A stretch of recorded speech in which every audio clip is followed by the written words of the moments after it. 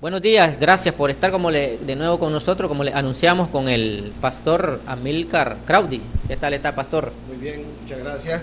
De verdad que es un privilegio estar aquí con ustedes y poder dirigirnos a la vasta audiencia que tienen ustedes. Pues nosotros estamos interesados que usted viniera porque queremos compartir temas principalmente motivacionales, cristianos. De repente estamos, pastor, en una situación de depresión y vamos a la iglesia, y en la iglesia estamos en el culto y hay otro ambiente, como que nos desligamos de nuestra vida secular y de nuestra vida diaria, pero saliendo del culto, de la administración y todo lo que sucede, volvemos a la misma situación y nos está sucediendo y nos sucede mucho y muy seguido. Entonces nos ha interesado que venga una persona que se dedica a esto, como usted, y que tiene experiencia en esto y que tiene además pruebas de resultados en esto. Pero antes de entrar al punto de los temas, quisiera preguntarle, para quienes no conocen, ¿quién podemos decir que es Amílcar Crowdy? ¿De dónde viene? Bueno, Amílcar Crowdy es un matagalpino, vengo de la ciudad de Matagalpa, hijo de Saúl y Gladys Crowdy, unos maestros de escuela pública en mi ciudad, y a los 15 años me vine a Managua a estudiar ingeniería. Aquí me estudié en la UNAM en los años 1977, sí. Y ya estudiando ingeniería yo me gradué y después puse mi empresa siendo todavía un estudiante de ingeniería. En ese tiempo yo me dediqué ya de una vez a trabajar en mi propia empresa, quise tener mi propio emprendimiento y no necesariamente trabajar de empleado para nadie, y me propuse como meta hacer dinero. Dije yo voy a salir de esto, yo voy a tener recursos, y entonces lo que hice fue dedicarme a trabajar y enfocarme en generar dinero. Quiero explicarte que una de las cosas más fáciles para todos los seres humanos es que todos podemos hacer dinero, sí. Pero solo el 70% o solo el 30% podrá retener una parte del dinero que gana. Ajá. Y solo el 4% de la gente podrá poner el dinero a trabajar a favor de ellos. Y nosotros los cristianos no entendemos que bíblicamente nosotros no deberíamos de trabajar por dinero. Ajá. Deberíamos de que el dinero trabajara por nosotros. Cada una de ellas tiene sus propias habilidades. Como a los 24, 25 años yo llegué a tener tanta plata que me metí a problemas, una vida desordenada, no conocía del Señor y prácticamente quebré y me vi en muchos problemas económicos. A los 30 años ya me había levantado nuevamente y volví a quebrar casi por $1 millón, y a los 37 años volví a quebrar casi con $2 millones, porque sabe algo, el éxito, si no lo sabes manejar, te va a complicar la vida.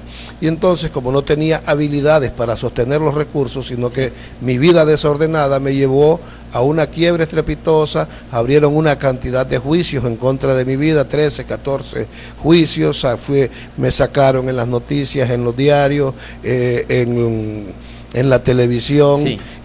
y prácticamente, y una de las personas a quien yo le debía me llevó a la cárcel. Estando preso por deuda, fui llevado, aunque alguien puede decir ahorita no hay cárcel por deuda, pero bueno, a mí me llevaron preso. Estando 5 días ahí, una de las personas que estaba detenida sacó un Nuevo Testamento y leyó la Biblia. Yo dije, estos religiosos están en todos lados hablando y molestando a la gente. Y yo me puse a reír y el hombre me dijo, si te vuelves a reír te boto los dientes. Y entonces me dice, yo creo que tú no perteneces a esto, y si tú haces un pacto con Dios, tú en 3 días saldrás de aquí. Yo me quedé callado, me quedé quieto, pero después como buen empresario me hice a un rincón y dije yo, ¿y si esto funcionara y fuera cierto? Correcto, le interesó ahí el asunto. Entonces, claro, yo me fui a un rincón y dije, si es cierto, que tú eres real, porque yo nunca había visitado una iglesia, nunca había leído la Biblia. Entonces lo que hice fue en ese momento decirle a Dios, si es cierto que existes y me sacas de aquí, te entrego el alcohol y las mujeres. Que era su fuerte era mi fuerte, en el mundo, digamos, ¿no? Era un zángano de marca, un borracho, y entonces al día siguiente yo estaba fuera de la cárcel. Dios me liberó hace 18 años de eso. El problema es que a mí no me salva la iglesia organizada, entonces no seguía el bautismo, no seguía el discipulado, no había cuál es el siguiente paso. Sí. Yo encontré al Señor, el Señor me encontró a mí, pero ahí termina todo. Entonces yo me quedo siempre escondido porque me andaban siguiendo para matarme y otras personas para cobrarme el dinero, y yo comencé a escuchar en la radio de la Fraternidad de Hombres de Negocios, fui a un capítulo, ahí conocí al Señor, pero cuando comenzamos a ahondar, a leer la Biblia, pues no pareció mucho, y entonces nos tuvimos que retirar y conformamos un ministerio, y después casi de inmediato yo me ligué o me junté con el apóstol Ronnie Chávez, a la cual pertenezco, y manejamos una red ministerial en Nicaragua y las naciones, en donde manejamos unos 25, 30 ministerios a nivel de Nicaragua y algunas naciones. Entonces pertenecemos a una red ministerial, otros pertenecerán a una denominación porque ahí nacieron, otros pertenecerán a una misión porque ahí nacieron, otros pertenecerán a otra cosa, pero entiéndeme algo, nadie tiene la razón. Todas son de Dios, lo único que cada uno con un énfasis por el plan, por el propósito que Dios tiene para nuestras vidas. Eso me llevó a mí ya con el tiempo a indagar por qué yo había quebrado, por qué los cristianos tenemos tan pocos recursos, teniendo un Dios tan grande. Correcto. Y comencé desde ese tiempo a leer, a indagar, a instruirme, y esto me llevó a prepararme en los siguientes años, y cuando, sin darme cuenta y sin ponérmelo como un objetivo, me convertí en un experto en el área de las finanzas. Correcto, estamos conversando con un hombre que sabe de finanzas, tanto para hacerlas producir como para perderlas. Y estamos hablando con un hombre que sabe del aspecto de la iglesia. Quiero preguntarle ahí, ¿cómo combinar esto? Porque muchos dicen, bueno, el empresario por lo general dice, no necesito una iglesia, lo tengo todo, no necesito. Y muchos religiosos, vamos a ponerlo en este término así, dice el amor al dinero, porque citan la Biblia, es la raíz de todos los males, y habla del amor, no habla del dinero, pero bueno, lo citan ahí. ¿Usted cómo cree o cómo nos explica esta combinación que hace usted de empresario y hombre de iglesia a la vez? Mira, en este tema de empresario, somos seres integrales, somos reyes y sacerdotes. Sí. No dijo que teníamos que ser o reyes o sacerdotes. Correcto. La iglesia por mucho tiempo ha cometido el error de haber recluido a los hombres dentro de la iglesia y los hemos vuelto como un monje que están solo sumergidos en la palabra para oficios religiosos, pero eso es los miércoles, los martes, los jueves y los domingos. Por una hora. Y el resto del tiempo que tú haces, ¿sabe algo? Dice que Él, nos dice en el libro de Deuteronomio 18, que Él nos dio la habilidad para producir la riqueza. Correcto. No creo que sea malo producir riqueza, porque mi Biblia dice que Él nos dio la habilidad, y todo lo que Dios da, lo da bueno. Es más, antes de poner al ser humano en la tierra, Dios puso el dinero, Él puso los recursos, puso el oro, puso la plata. Él pensó, esto le va a hacer falta al ser humano, y es una moneda de cambio, es una forma, la cantidad de recursos que tú puedes andar en la bolsa indica que también te están yendo las cosas, siempre y cuando la forma en que lo estás logrando, el dinero, sea por medios lícitos y no estés cometiendo ninguna cosa que vaya a reñir con la ley. Entonces yo creo que como seres pensantes debemos de entender que estamos en esta tierra por dos cosas fundamentalmente, para traer soluciones y para ayudar.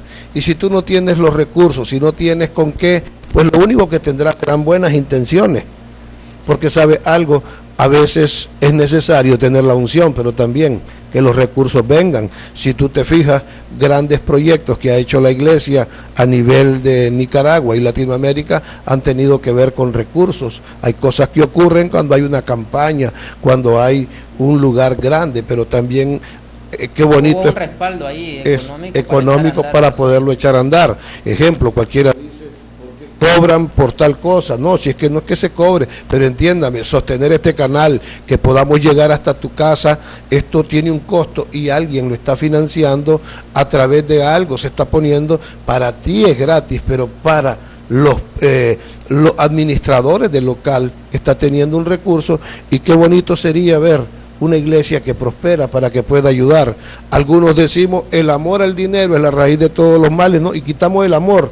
El dinero es la raíz de todos los males, y usted no le puede ni quitar ni poner a la palabra. Entonces, el amor al dinero, pero el dinero en sí mismo no tiene ninguna característica. El dinero es es algo amoral, que asumirá las características de su propietario.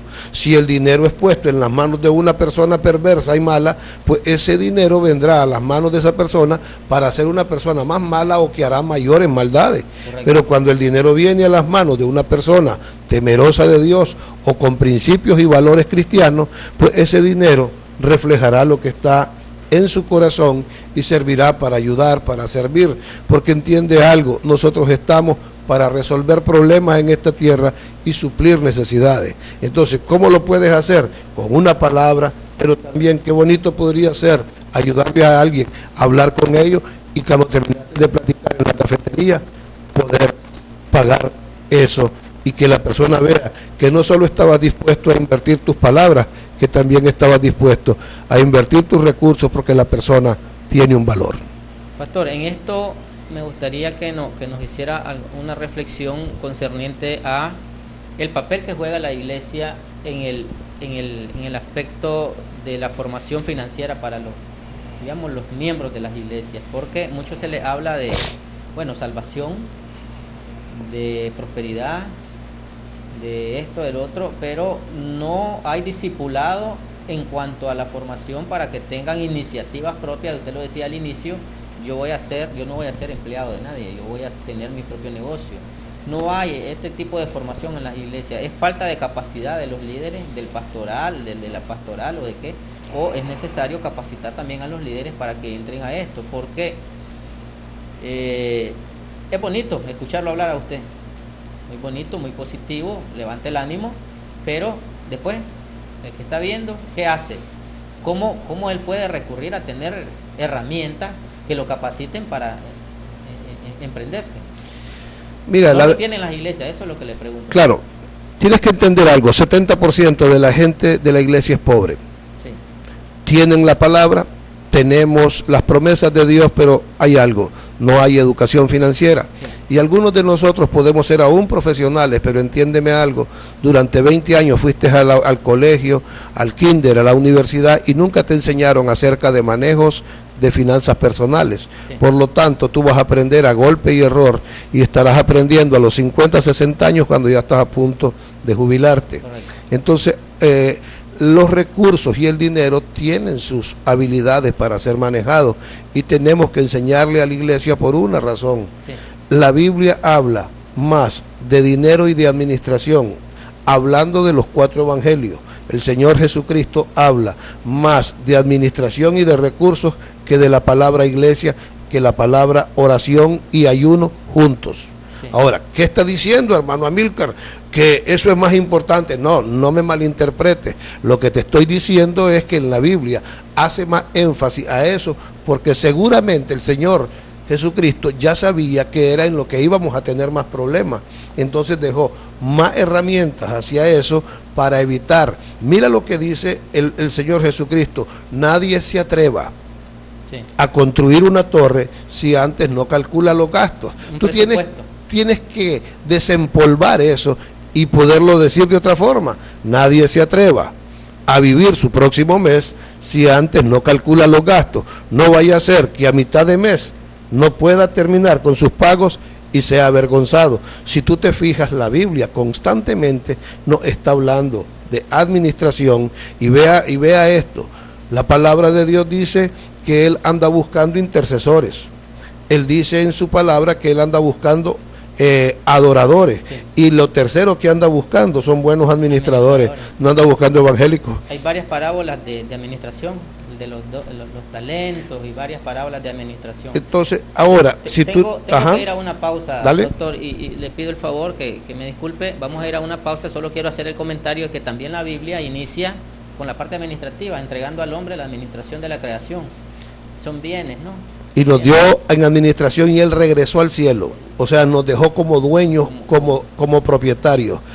Dios, el anhelo de Él es que si eres fiel en lo poco, Él te pondrá en lo mucho, y que si eres fiel en las riquezas ajenas, Él te dará las propias. Él quiere que seas propietario. Correcto. Vamos a la pausa y regresamos con otros temas de interés en Foro Cristiano. Volvemos. De regreso con el pastor Amílcar Claudi. Él es apóstol y dedicado al fomento de la motivación en ámbito financiero y de la vida cristiana en general. Y ahí queremos caer a un punto que se llama planificar el destino con Dios, que me interesó el tema. Y yo me pregunto, bueno, ¿cómo es esto de planificar el destino con Dios? Le pregunto también al pastor. Gracias, de verdad que es un gusto estar aquí con ustedes y he disfrutado de estar aquí. Debemos de recordar que la Biblia dice que Él es el Dios de Abraham, de Isaac y de Jacob, sí. Que significa que Dios es un Dios generacional, que Él no solo te salvó para llevarte al cielo, que Él tiene un plan más allá de ti y que quiere trabajar a través de tu vida, a través de tus hijos y a través de tus nietos.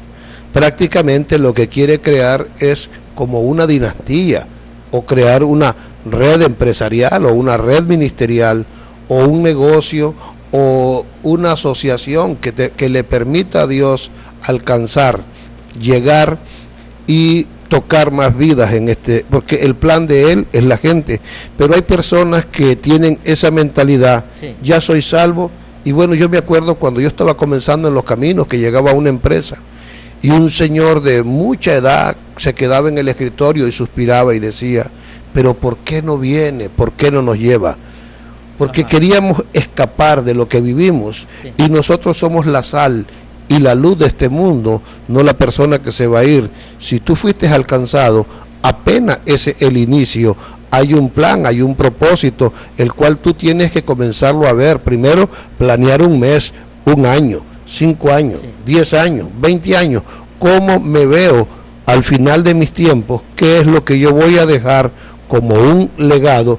Porque a veces vemos al patriarca Abraham, pero el patriarca Abraham dejó un legado que hasta el día de hoy usted y yo disfrutamos de los beneficios cuando Dios le dijo, en ti serán benditas todas las familias. Y entonces esa bendición viene a nosotros a causa de que Abraham, a través de su obediencia, provocó esa bendición en Dios para nuestras vidas. Pastor, me ha dicho algo o nos ha dicho algo que me ha recordado un punto de la Biblia que muchos lo mencionan. Dicen, las maldiciones son generacionales. Y es cierto, ¿no? Las maldiciones son generacionales, pero usted aquí está proponiéndonos algo completamente opuesto. Las bendiciones y las promesas son generacionales también, que no lo había escuchado propuesto de esa manera. Había oído decir yo, las maldiciones son generacionales, tenemos que luchar contra la maldición de tus abuelos, de tus padres, de tus bisabuelos, porque eso te ha venido acarreando tu maldición y hay que cortarla, pero hablamos de maldición. Ahora usted propone que las bendiciones y las promesas son generacionales. Son generacionales y hay cosas que se van a cumplir en nuestras vidas. Solamente revisa a Abraham. Abraham sale de ¿cómo es que se llama? De su tierra, de Aram, y cuando comienza a caminar, sí. El primer lugar donde Dios le aparece es en Siquem. En ese lugar, en Siquem, se encuentra con Dios y al estar con Él en ese lugar, edifica un altar. Correcto. Y le dice, serás una gran nación. Él estaba pensando en un hijo, él estaba pensando en Isaac, pero Dios estaba pensando generacionalmente en levantar naciones de los lomos de Abraham. Entonces le ofrece eso en Siquem. 600 años después, este líder está motivando al pueblo. Josué está en un lugar, y cuando está con todo, en Josué 24 le dice, yo y mi casa serviremos al Señor, sí. Yo estoy haciendo un pacto, y cuando usted revisa la Biblia en Josué 24, el pacto lo está haciendo en Siquem. Ajá. 600 años después, este hombre llega a esa conclusión porque él le dice al pueblo, hace 600 años, el Dios a que sirvo le hizo una promesa a Abraham, y ustedes ni conocieron a Abraham, ni conocieron esas promesas, sí. Y Dios se comprometió a cumplirla, y hoy, 600 años después, nos entregó una tierra que nosotros no labramos, casas que no hicimos, y hoy tenemos una tierra que un día se nos prometió. ¿Qué pasa? Dios es un Dios generacional, y tenemos que entender que cada uno de nosotros deberemos de preparar algo. Mi Biblia dice que tendremos que dejar casa a nuestros hijos y a los hijos de nuestros hijos. Sí. Él estaba pensando en herencia, pero nosotros únicamente nos hemos dedicado a ser gigantes espirituales, sí. Pero se nos olvidó que teníamos que también crecer y tener empresas, negocios que nos pudieran o que nos permitieran alcanzar a la gente y ser testimonio de que Dios es un Dios que prospera, que Dios es un Dios que trae soluciones a nuestras vidas y que Dios no quiere que vivamos del día a día nada más. Correcto.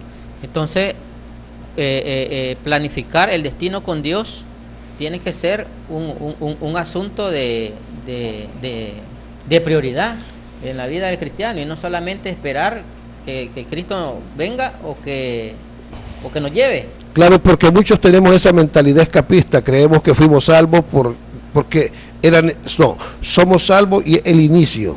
Ahora yo necesito encontrar para qué fui salvo. Ejemplo, yo estoy aquí contigo cuando yo estaba detenido e hice ese pacto con Dios. Yo nunca me imaginé nada de esto. Correcto. Pero yo tuve que descubrir mi propósito. ¿Cómo? Y yendo a su palabra y yendo a la intimidad con Él y comenzando a indagar qué es lo que tú quieres que yo haga, hacia dónde quieres tú que yo pueda caminar.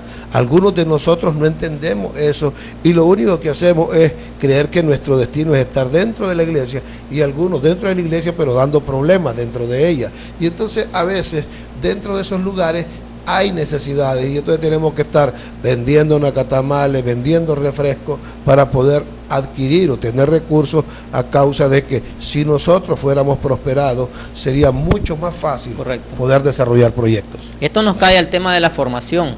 Muchas veces o no queremos o no tenemos alguien que nos forme. Siempre debemos tener a alguien que nos forme y siempre debemos sujetarnos a alguien que nos forme. Entonces la formación del cristiano, planear, ok, hablamos de planear, pero la planeación lleva un conocimiento. Claro. ¿Cómo debe el cristiano obtener esa parte de la formación? Mira, yo creo que lo primero es que tienes que hacer un plan y buscar la ayuda de un tutor o de un mentor para que te diga hacia dónde quieres ir. Ajá. De aquí a 10, 15 años, dónde quieres estar como iglesia, como ministro, como hombre de Dios, como hombre de hogar, como hombre de familia. ¿Qué es lo que quieres en esta vida? ¿Cómo quieres ser recordado?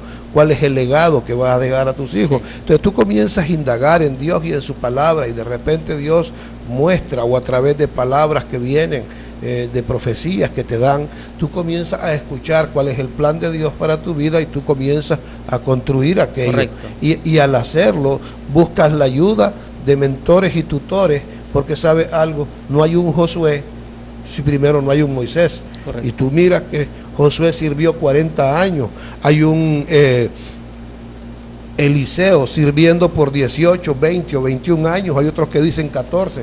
Eso es para los entendidos en el tema de la escatología. Yo no soy muy bueno en eso, sí, pero me gusta investigar. Y Eliseo aprendió de Elías y estuvo siendo mentoreado por él entre 14 y 22 años. Y tú lo puedes ver, no hay un Saulo de Tarso que se convierte en un Pablo. Claro, si no es porque se encuentra con el Señor, pero si no hay un tutor llamado Bernabé que lo toma y lo conduce de la mano por 17 años.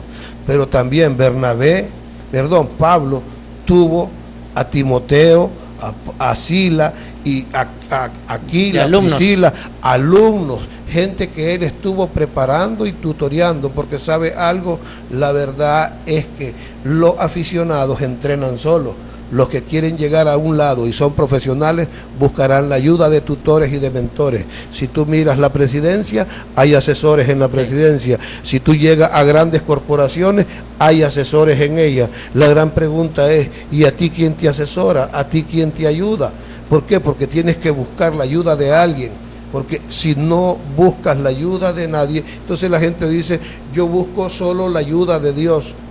Es correcto lo que dice, pero es una verdad media en el buen sentido, porque sabe algo, Dios dejó sabiduría en hombres y mujeres en esta tierra para ayudarte a alcanzar el plan y el propósito. Pablo, siendo el Pablo, tuvo necesidad de un hombre que nunca más apareció en la Biblia, de un hombre llamado Ananías, sí, que apareció en una esquina, oró por él y recibió la vista. ¿Cómo ocurre eso? ¿Por qué necesitaba Ananías si se había encontrado con Jesús? Porque siempre Dios pondrá una parte del plan en las manos o en la boca de alguien. Eso más significa, pastor, que aquella persona que salga de pronto diciendo soy esto, soy aquello, y no tiene a alguien que lo haya entrenado o no ha recibido una formación, ¿qué podemos esperar de resultados de esta persona? O es una persona que no tiene otros propósitos, no meramente Claro. los que predica, o es una persona que no tiene ningún fundamento, ¿no? Por eso es importante saber quién es el mentor de esa persona. ¿Quién es el? Mira. Por eso le pregunto, si no tiene mentor, vamos al punto directo, no tiene mentor y de pronto sale que yo digo esto, que el Señor dice, que viene para acá y toda la cosa, pero no tiene no está dentro del sistema organizado, vamos a decirlo así, ¿no? Se sale de lo que dice la Biblia, porque no puede ser confiable. No es confiable porque en el camino, tarde o temprano, se va a equivocar y tú necesitas a alguien que corrija algunas cosas. No sé si lo podemos ver en las personas casadas. Ajá. A veces no oímos en la calle, pero nuestra esposa en la casa dice: hey, no me gustó esto que dijiste, sí, eso no está correcto, esto debes de hacerlo de esta forma. ¿Qué pasa? En ese momento tu esposa está funcionando como una voz de alerta. Yo lo digo siempre en mis tiempos de entrenamiento personal, porque yo soy un coach de vida y un coach de liderazgo certificado. Sí. Yo trabajo bajo principios cristianos y tenemos un muy buen suceso y aún correcto, damos conferencias y entrenamiento en empresas, y es una forma de influenciar correcto, y poder llegar a lugares. Entonces yo les digo a ellos: tú tienes que buscar la ayuda, tú tienes que buscar mentores y tú tienes que definir cuál es el área sobre la cual debes de trabajar, porque todos los que han alcanzado algo en esta vida han necesitado la ayuda de alguien más. El éxito no es un suceso que sucede de pronto, es algo que lleva un proceso y casi siempre necesitó la ayuda de alguien más para que lo lograras. Podemos decir que no hay nadie que se pueda valer por sí mismo para decir tengo esta autoridad y estar discipulando y estar sin tener a alguien que lo haya formado. Me puedo referir sobre esto a la vara que tenía, creo que la vara de Aarón, creo que era, o de Abraham, donde iban escribiendo los sucesos, o iban escribiendo la ley. Claro. Y entonces eso iba quedando para las futuras generaciones y era la parte de la mentoría. Lo puedo yo ejemplificar así o entenderlo, que iba quedando, ¿no? Claro, como líneas generales de lo que iba ocurriendo, sí, porque los pueblos son olvidadizos. Sí. Los pueblos después se olvidan, a como ocurrió después de Josué. Dijeron: sí, nosotros también serviremos a Jehová, pero 2 capítulos después en el libro de Jueces dice: y la siguiente generación toda se olvidó de Dios. Sí, correcto, y había también la parte, pastor, que se repetía oralmente la ley, no había escritura por las diferentes situaciones, estaban en esclavitud, y hablamos del pueblo hebreo, ¿no? Entonces era la transmisión oral de la ley. Y entonces es también una forma de mentoría, de formación, para que el conocimiento se transmitiera. Porque ¿qué hubiera pasado con este pueblo si no hubiera seguido, o si no se le hubiera transmitido su ley de forma oral, que la repetían y la aprendían de memoria? De memoria, entonces, pero en boca de otras personas. Correcto, y entonces hubieran perdido su norte, vamos a decirlo así, y hubieran perdido su identidad como nación y quizás hubieran desaparecido, ¿no? La mayoría de nosotros debemos de entender, sí, que el éxito te va a llevar a un lugar que tú no conoces. Correcto. Ejemplo, si tú vas subiendo aquí en Nicaragua y los que vivimos aquí en el Pacífico, hay muy pocos lugares donde hay neblina. Sí. En la medida que va llegando al crucero, es una zona muy alta y la neblina, aunque tú vayas en un buen vehículo, hace que disminuyas la velocidad. Correcto. Pero los que conocen el lugar van muy rápido por una razón, ya conocen. Entonces, ¿qué significa el éxito? Cuando tú vas subiendo en las escaleras corporativas o ministeriales, te va a hacer llegar a un lugar que tú no conoces y vas a necesitar la ayuda de tutores y mentores que conocen el lugar, sí, que te puedan conducir. Correcto. Porque el éxito, si no lo sabes manejar, vuelvo a repetírtelo, será tu mayor problema. Se revierte más bien. La mayoría de las personas, por eso es que la gente habla mal de sacarse la lotería. ¿Por qué? Porque como vino el dinero de golpe y no tenían habilidades para manejar dinero, el dinero, si no lo sabes manejar, también te va a complicar la vida. ¿Por qué? Porque el dinero tiene su fuerza. Sí. El dinero a veces le cambia la vida a la gente. Ojo, el 60% de los problemas que tiene la gente hoy día se resuelven con dinero. Son financieros. Pastor, vamos a hacer la pausa y cuando regresemos el tema del liderazgo, porque yo quiero preguntarle al pastor, ¿cómo podemos identificar que el líder que tenemos es el líder que debemos tener? Regresamos.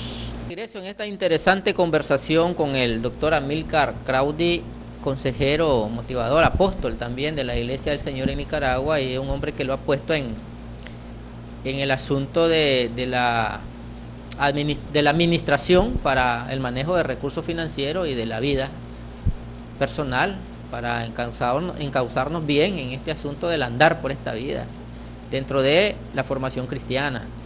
Y yo quería preguntarle, el tiempo ya nos está acosando un poco, pastor, ¿cómo puedo identificar yo que el líder que tengo es buen líder? A ver, ¿qué frutos tengo que ver?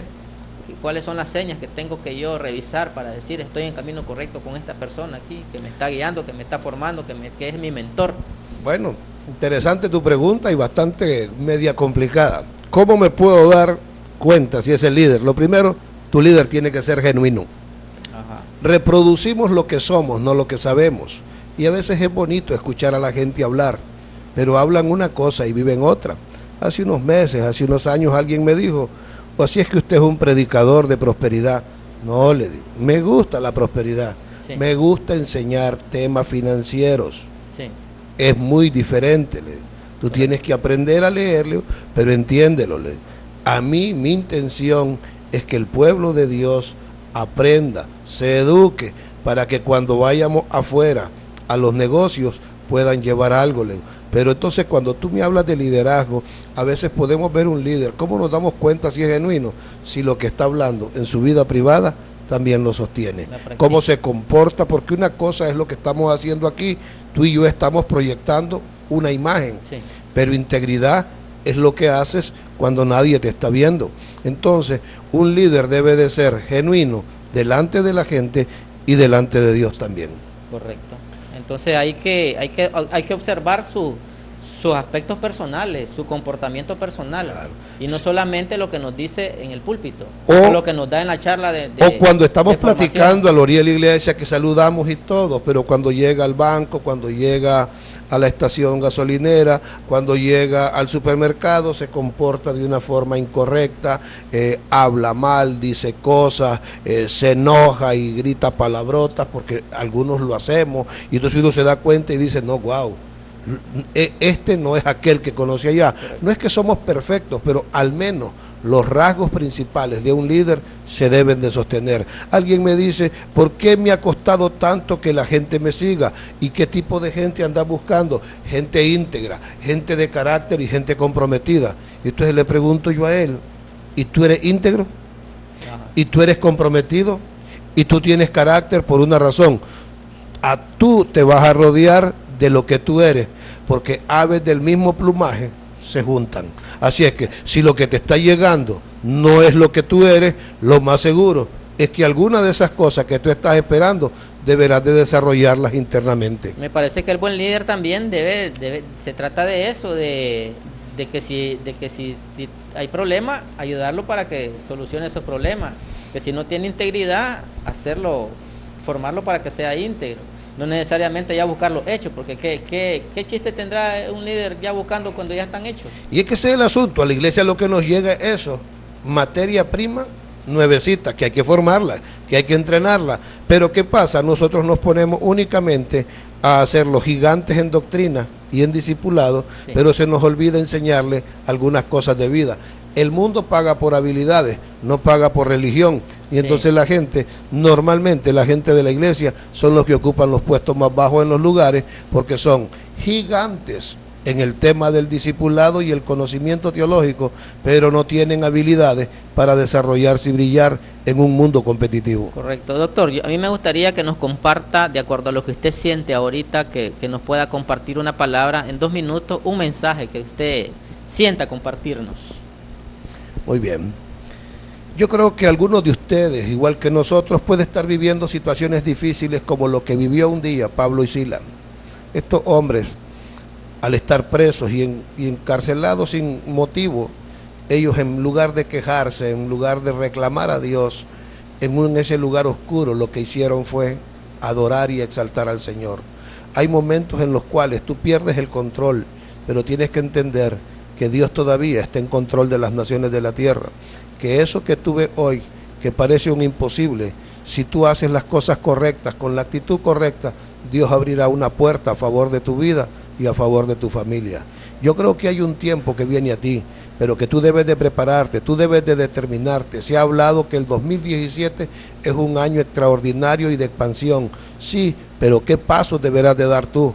¿Qué es lo que tendrás que hacer? ¿Qué habilidades tendrás que desarrollar? ¿A quiénes vas a designar como tus mentores o tus tutores? ¿Qué voces son las que vas a oír y las vas a poner como voces calificadas para que te ayuden, para que te entrenen, para que te orienten? Porque tienes que entender, la ayuda de tutores y mentores en la próxima dimensión será algo vital para tu vida. Yo declaro que este año, el 2017, será un año de promoción para tu vida, que leerás más la palabra, que hábitos incorrectos los sacarás de tu vida, que bajarás el nivel de estar viendo tantos programas de televisión incorrectos y comenzarás más a educarte, a entrenarte, a prepararte, porque si tú sabes que lo que Dios tiene para ti es grande, tendrás que prepararte para ello. El verdadero significado de que has creído y entendido la palabra de Dios es que tú te volverás alguien que tendrá hambre y sed de la palabra, hambre y sed de aprender por una razón. El día en que Dios traiga las promociones a tu vida será demasiado tarde para prepararte. Prepárate, porque sabe algo, Dios es un Dios de promoción, Dios es un Dios que no nos deja en el mismo lugar. Lo que puedes estar viviendo hoy es circunstancial, pero lo que Dios ha anunciado para tu vida es eterno y de gran valor. Se cumplirá en tu vida, se cumplirá en tus hijos, se cumplirá en tus nietos. Deja los lamentos, seca tus lágrimas, prepárate, porque lo mejor está por venir a tu vida y este es el tiempo en donde verás a Dios en medio de los tuyos. No pudo haber otra palabra más motivadora que esta y la tomamos. Y tengo la frase, estaba pensando una frase para cerrar el programa.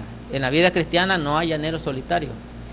No hay llanero, hasta el llanero solitario necesitó de toro para hacer las cosas. Correcto, pastor. A ustedes, agradecerle también al pastor que nos haya acompañado este día. Esperamos invitarlo en otra ocasión para ser bendecido con estas palabras de motivación que son necesarias. Todos necesitamos una palabra del maestro, una palabra de reflexión y una palabra de motivación.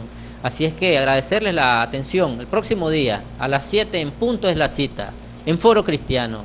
Ahí nos vemos.